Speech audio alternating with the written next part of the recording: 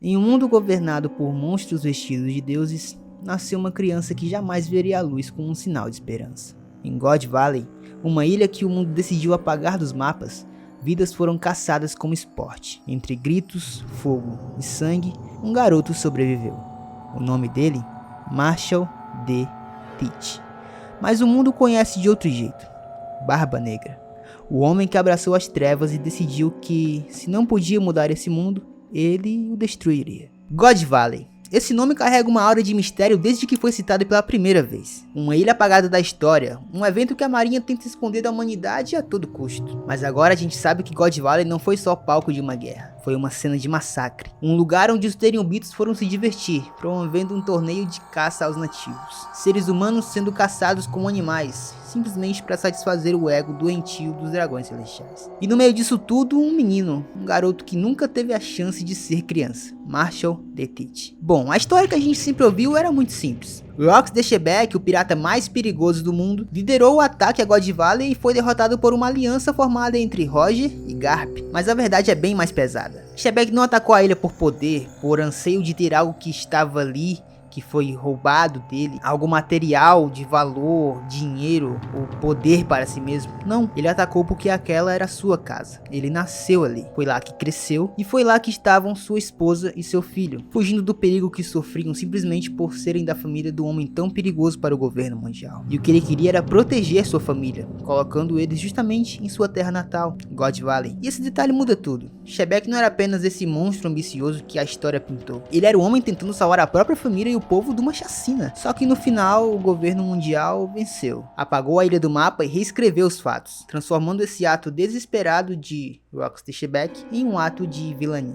Ok, mas e o Teach? Ele sobreviveu, mas cresceu com uma visão de que o mundo era um lugar injusto, podre, onde os mais fortes pisam nos mais fracos. E isso explica muito sobre quem ele viria a se tornar no futuro. Como a gente pôde ver no último capítulo lançado, o nome verdadeiro de Rox the Shebeck não é Rox, simplesmente Dave D. Shebeck, um descendente direto de Dave Jones, pirata lendário das profundezas. Sim, aquele mesmo que foi amaldiçoado pelo demônio a viver eternamente no fundo dos mares, como diz as histórias em One Piece e também na mitologia do nosso mundo real. E isso, meus parceiros, não é apenas um easter egg bonitinho não, tá? Isso é um peso narrativo muito pesado porque pode trazer aí grandes revelações no futuro de One Piece. E Teach não carrega apenas um D no nome, ele carrega uma linhagem amaldiçoada mesmo. O garoto que viu sua ilha ser destruída já nasceu com uma herança sombria, e diferente de Luffy que carrega o D com liberdade, ou até mesmo Roger que carregava a esperança, Teach parece ser a personificação da maldição. Esse detalhe conecta o Barba Negra não só com a história atual, mas também com as lendas mais sombrias de One Piece. Ele é uma ponte entre o passado sombrio do mundo e o caos do presente. O Teach não virou Barba Negra da noite pro dia, mano. Ele passou décadas escondido nas sombras, crescendo, esperando, observando, esperando o momento certo. Enquanto muitos piratas escolhem seus capitães e traçam ali os seus sonhos, o Teach entrou no bando do Barba Negra e ficou ali,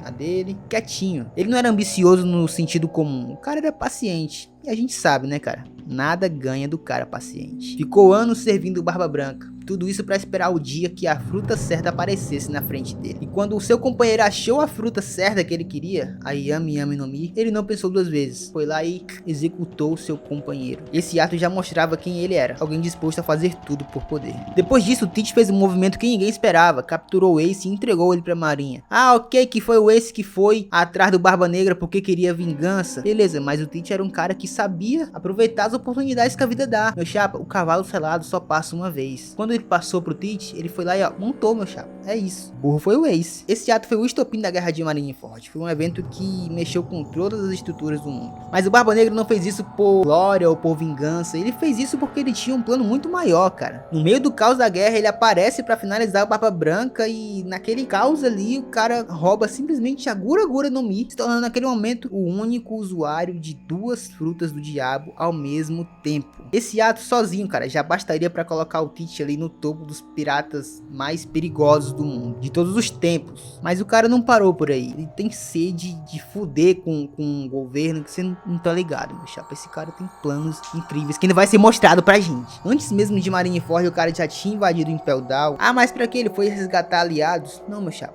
Ele foi lá pra escolher a dedo os mais insanos que ele queria pro bando dele, escolhendo nomes ali que o governo sentia calafrio só de citar, esses caras mesmo que ele queria no bando dele, os mais psicopatas. Shiryu, Catarina Devon, Vasco Shot, San Juan Wolf, Avalo Pizarro. O bando do Barba Negra não é uma tripulação comum, cara, eles não são amigos, companheiros, como a gente vê na tripulação do Luffy, na tripulação do Roger, na tripulação do Shanks. Não, eles lembram muito a tripulação do Rocks de Shebeck, uma galera que tá ali porque tem seus objetivos próprios e simplesmente querem se usar de escada para conseguir alcançá-los. Não é nada diferente. São simplesmente um grupo de predadores que estão sendo liderados por alguém que sabe como mexer as peças no tabuleiro. Depois disso tudo, eles se tornam Yonkou, mas não Yonkou como Kaido, que governa através do medo, ou a Big Mom, que criou ali um império familiar. O Teach é simplesmente um cara caótico, ele simplesmente quer colecionar poder. O cara simplesmente tomou os territórios do Barba Branca, caçou frutas lendárias, expandindo sua influência, tudo isso com uma paciência assustadora. Ele não é apressado, não é impulsivo, ele planeja cada passo. O Barba Negra, ele não é apenas um vilão, ele é o reflexo de um sistema podre, o resultado direto de um massacre que o sistema preferiu apagar. Enquanto o Luffy carrega o D como liberdade, para Marshall D. Tate, isso significa maldição. O garoto que sobreviveu a God Valley cresceu e se tornou um pesadelo para o governo mundial. Ele não quer justiça, ele quer dominar o mundo, ele quer governar o caos. E isso talvez seja mais perigoso do que qualquer vilão que a gente já viu.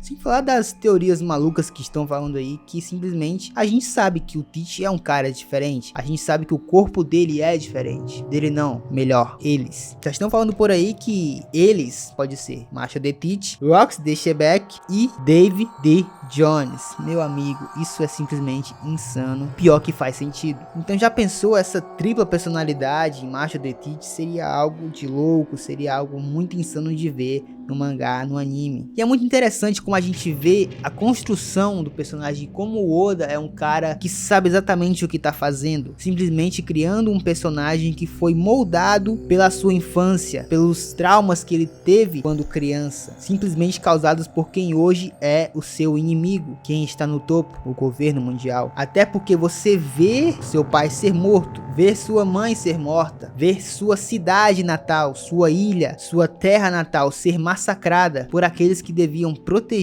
é simplesmente cruel. E isso obviamente moldou a personalidade de Marshall D. Teach, construiu a pessoa que deveria ser no futuro. E aí, meu chapa, quem se lasca nessa história é quem tem que lidar com ele hoje em dia. Pode ter certeza que o papel desse cara pra história ainda vai ser muito grande. Ele vai ter grandes feitos maiores do que o que ele já fez até agora.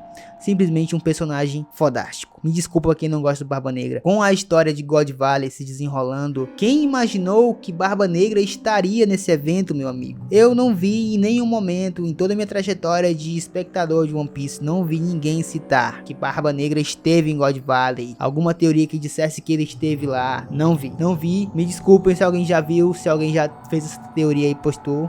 Não chegou até mim. Simplesmente cinema. E vocês, o que vocês estão achando do desenrolar da história? Esse personagem que cada vez está sendo mais enriquecido com o seu background insano, que é o Barba Negra. O que vocês estão achando? Vocês estão se apaixonando mais pelo personagem? Vendo que esse otário que ele se tornou hoje em dia é totalmente reflexo do que aconteceu na infância dele, cara. Do que aconteceu no passado. É muito foda. Me fala nos comentários o que vocês estão achando disso tudo. Eu tô achando do caralho. Meu parceiro, muito obrigado, galera, pra quem assistiu o vídeo até aqui.